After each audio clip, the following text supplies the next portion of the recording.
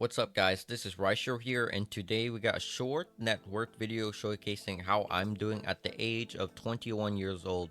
Hopefully I don't have an ego for saying I believe I'm doing better than most people in my age bracket at the least. I want you guys to look at this headline right here, and you can search up variations of this headline and get this information easily. But it's pretty known that most people are broke right now. What's your net worth? 25% or less of people that got surveyed by this go banking rates basically say theirs is $0 or less, which is really scary. But this is just to put a comparison to what my net worth is, just to see the difference between my finances compared to the quote-unquote average American currently. We can go to NerdWallet. We can see right here, age of head of family less than 35 years old is a median net worth of $39,000. If you're 35 with $39,000, that's really scary, guys, especially if you're into finances and you're into investing and you know the power of compound interest and how assets go up in value. And if it's only at 39,000 at 35, for example, it's, you already know it's really scary, and that's not really good. We're going to use the median net worth because the average is normally out of proportion. And what I mean by that is, if you're looking at a data set, for example, the average is basically when you count everything, add it up, and then you divide by that amount.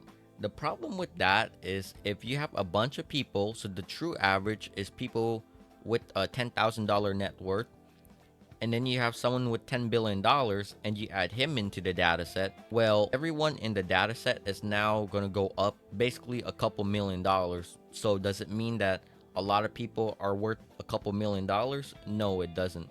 So using the average, the very high end 1%, for example, they will basically make all the numbers in the rest of the data set go up, and that's not really the true median net worth. We're using the median because with median, it's basically the middle point.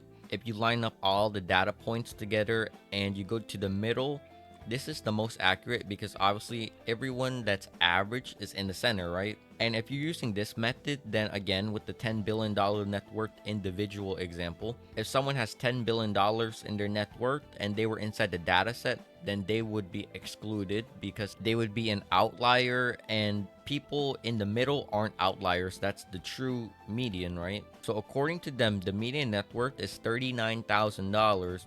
Then we can go to empower.com, and there's a big variation here because age by decade, people in their 20s are worth $7,000. So I guess with every institution or every survey, they're gonna find different numbers. But even then, if you're between 7,000 and between 39,000, that's not a lot.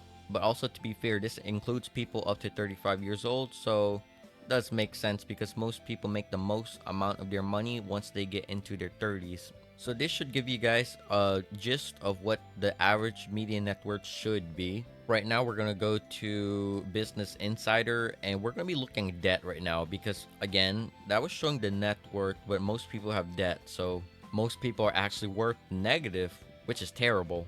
We are 21 years old, so we're Gen Z, and that's also the name of the channel, and that's what we're focused on. And 18 to 26 years old, the average total debt in 2023 is $29,000.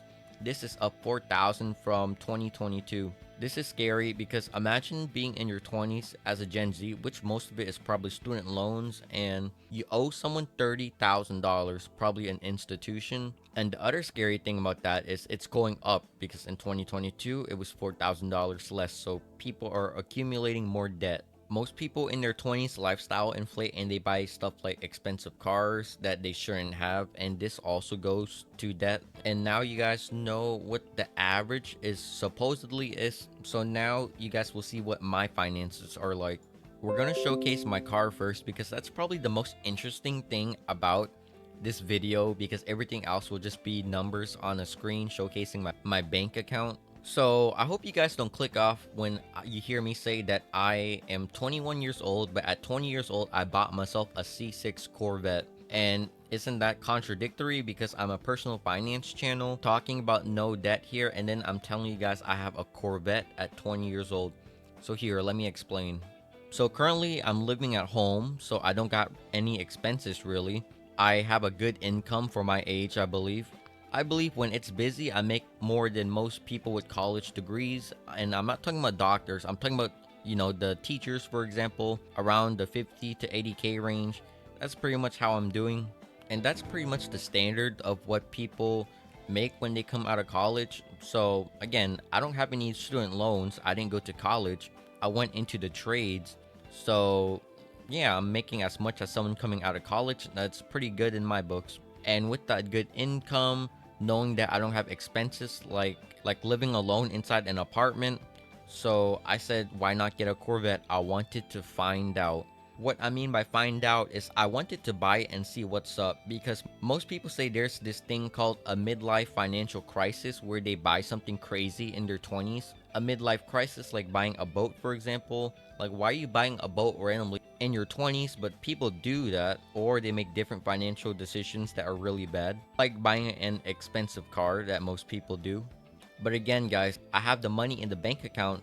So I did use a loan and they gave me 7% interest rate on it.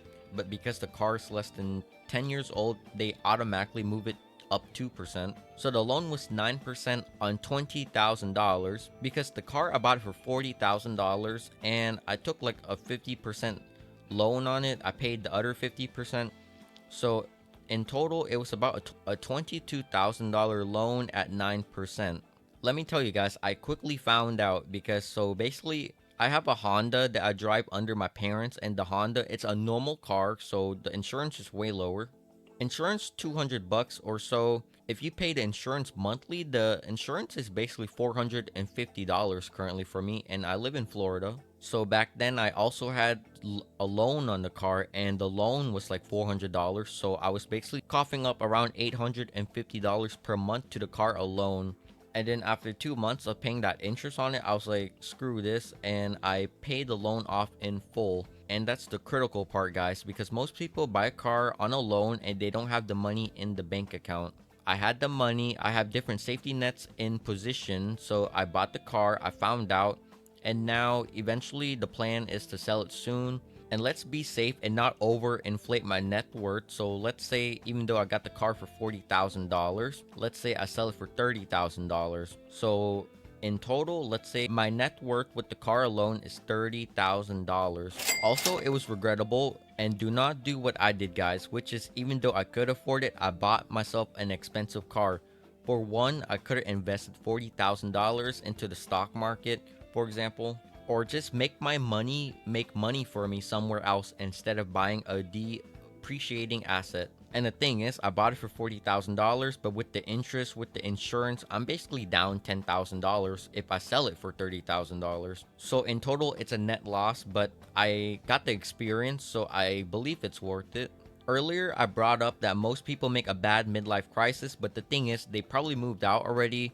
They probably have a kid, or they have student loans, for example. And if you have all of those basically monthly expenses and you add on an expensive car, then basically you won't have money to save and you won't have money to invest. But with me, I had the safety nets, and also I'm buying the car at 20 years old for the experience, and I would get rid of it in 6 to 12 months. And then now, let's say I move out, or I have a mortgage, or I have a kid, for example.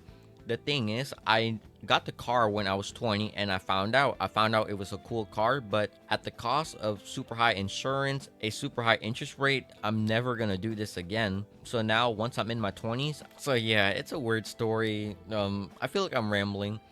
I learned my lesson from it. In a couple years, I won't randomly buy another car and be like, I really want it, I deserve it, because no, we found out now. So now in my financial future, it's gonna be all investing and making my money work for me. I'm not gonna randomly buy a depreciating asset. So currently we're at $30,000 net worth. We can go to the bank account right now. And as you guys can see, currently we're sitting at $16,000 in cash. We don't got any credit card debt. You can see bank accounts are really scams, because my money is inside this 0.01% interest rate bank account, or 0.01% APY. I do have a high yield savings account right now, and I moved cash to it already. And in the future, pretty soon, I'll be moving more of this into the high yield savings account. but $16,000 plus $30,000. And in my high yield savings account, we're currently sitting at $8,000. So this is actually earning me interest because the current interest with Capital One, according to my account, says 4.35%. So 4.35% is way higher than 0.01%. And I believe if the math is correct, then right now this would total up to 30 or $54,000 net worth at the age of 21. I really like this app also because you can see my credit score right here, 762. So I'm building up credit right now. But also, I don't have to go onto a different institution's website or just app in general to get my credit score because it's already built into Capital One. And yeah, pretty much I'm building my credit and I'm building up my capital reserve because I'm pessimistic, so I think the market is gonna take a downturn in the future. I might be wrong, I might be right. I'll make a video on it soon, but I'm preparing for if really bad things happen, then I would be setting myself up for buying assets basically.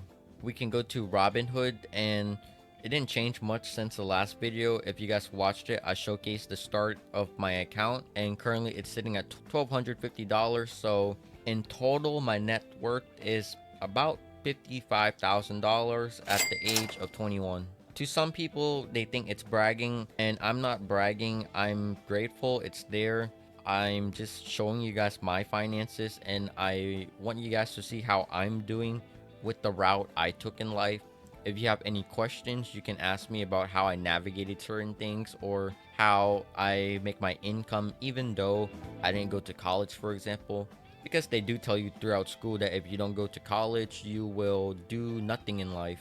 It's funny because even though I have a positive $55,000 net worth at 21, I still feel like it's really low. I feel like I could have done way better with my finances in the past, and I probably could have. I mean, I know I could have, but nonetheless, I'm happy it's positive. But if y'all made it this far into the video, then thanks for being here. And if you feel like I gave good insight or knowledge about tracking the market, or if it's just to follow my financial journey starting from a measly $1,000, then please feel free to like and subscribe to help me grow and push the content to anyone that you feel that might benefit from it. Thanks again. Rei Shirou out.